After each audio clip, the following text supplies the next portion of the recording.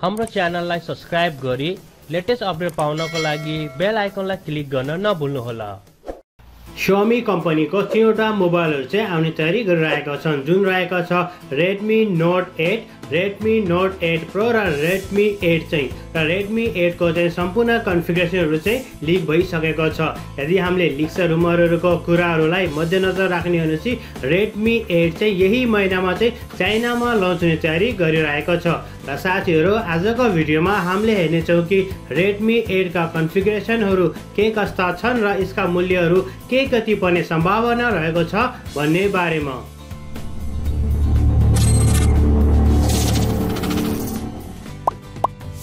Hello and नमस्कार साथीहरु, चाइनिजको एउटा वेबसाइटमा चाहिँ Redmi 8 का सम्पूर्ण कन्फिगरेसनहरु चाहिँ आउट भइसकेका छन्। यदि हामीले Redmi 8 को डिस्प्लेको कुरा गर्ने हो भने यसमा पनि हामीले चाहिँ Redmi Note 7 को जस्तै रेगुलर डिस्प्लेलाई हामीले देख्न सक्छौं, जुन चाहिँ वाटर ड्रप नोच रहेको छ। यदि हामीले Xiaomi को भाषामा भन्ने हो भने चाहिँ डट नोच रहेको छ, जसमा हामीले चाहिँ 8 मेगापिक्सलको सेल्फी क्यामेरालाई देख्न सक्ने छौं।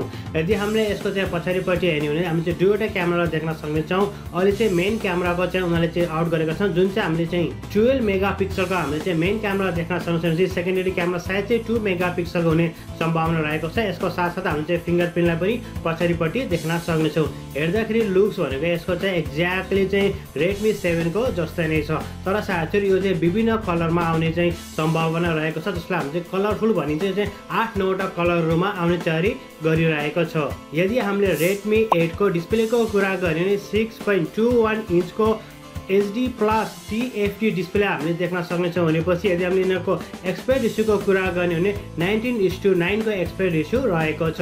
र साथीहरु, Redmi 8 लाई हामीले चाहिँ तीनवटा भेरिएन्टमा देख्न सक्ने छौं। 2GB RAM, 16GB ROM, यसैगरी 3GB RAM, 32GB ROM र 4GB RAM, 64GB ROM को साथमा। Redmi 8 मा चाहिँ हामीले चाहिँ एकदमै राम्रो चाहिँ ब्याट्री देख्ने सम्भावना रहेको छ, जुन चाहिँ 5000 mAh को ब्याट्री रहेको छ। भनेपछि हामी चाहिँ फास्ट चार्जिङलाई पनि देख्न सक्ने छौं। हुन त साथीहरु, लिक्स र रुमरको कुरालाई मध्यनजर राख्ने हो भने चाहिँ उनीहरुले चाहिँ फास्ट चार्जिङ मात्र भनेका छन्, तर चाहिँ फास्ट चार्जिङ चाहिँ 18 वाटको हुन्छ या चाहिँ त्यो भन्दा बढी मात्रामा हुन्छ, या चाहिँ लास्ट इयरको जस्तै फास्ट चार्ज चाहिँ मोबाइलले सपोर्ट गर्यो, तर चाहिँ उनीहरुले 10 वाटको चाहिँ चार्जिङ दिएको थियो। भने यस्तै हुने कस्तो त्यो चाहिँ आजसम्म हामीसँग कुनै पनि अपडेट छैन, तर पनि हामीले चाहिँ 5000 mAh को ब्याट्रीको साथमा चाहिँ फास्ट चार्जिङलाई देख्न सक्ने छौं। अपरेटिङ सिस्टमको यदि हामीले कुरा गर्ने हो भने हामीले चाहिँ Redmi 8 मा पनि Android 9 लाई देख्न सक्ने छौं, जुन चाहिँ उनीहरुको MUI 11 हुने सम्भावना रहेको छ।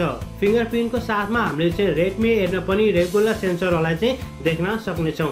यदि हामीले लिक्स र रुमरहरुको कुराहरुलाई मध्यनजर राख्ने हो भने Redmi 8 चाहिँ हामीले चाहिँ 8 वटा कलरमा देख्न सक्ने छौं। भनेपछि यो मोबाइल चाहिँ एकदमै कलरफुल हुनेछ, जस्तै हामी चाहिँ black, red, blue, pink, purple, green र ग्रे कलरमा चाहिँ यो मोबाइललाई देख्न सक्ने छौं। Redmi 8 को यदि हामीले डिजाइनको कुरा गर्ने हो भने चाहिँ यिनीहरुमा चाहिँ खासै चेन्जेस चाहिँ लिएको छैन।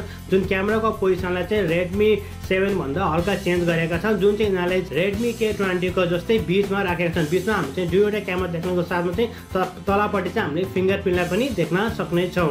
यदि हामीले Redmi 8 को प्राइसको कुरा गर्ने हो भने यसको प्राइस पनि Redmi 7 को जस्तै हुनेछ, जुन चाहिँ Redmi 7 ले चाहिँ नेपालमा चाहिँ 14999 ले लन्च गरेका थिए। भनेपछि मोस्ट प्रोबब्ली यो Redmi 8 लाई पनि 15000 रुपैयाँमा लन्च गर्ने छन्। र साथीहरु, जति पनि मैले तपाईहरुलाई चाहिँ Redmi 8 को कन्फिगरेसनहरु भनेको छ, यी सम्पूर्ण कन्फिगरेसनहरु अहिलेसम्मको चाहिँ लिक्स र रुमरहरु मात्र अफिसियल रूपमा चाहिँ हामी चाहिँ कुनै पनि यस्तो अपडेट पाएका छौं, तर छिटै नै हामीले चाहिँ Redmi 8 का सम्पूर्ण कन्फिगरेसन, यसको प्राइसको बारेमा अपडेट लिएर तपाईसँग प्रस्तुत हुने नै छौं। तबसम्मको लागि bye bye, take care, have a great and fun time.